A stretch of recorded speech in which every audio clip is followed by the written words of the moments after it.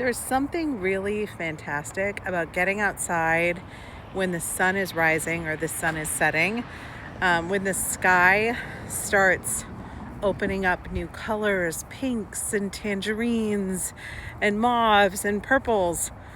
Um, it's a lovely way to experience color and creativity in nature.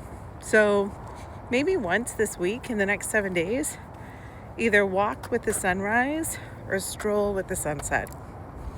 It's doing great things for my heart and my health. It's just stunning. Prioritize your health, your wealth, your relationships, your spirituality, and fun. Those 5 things, so important. And you're worth it.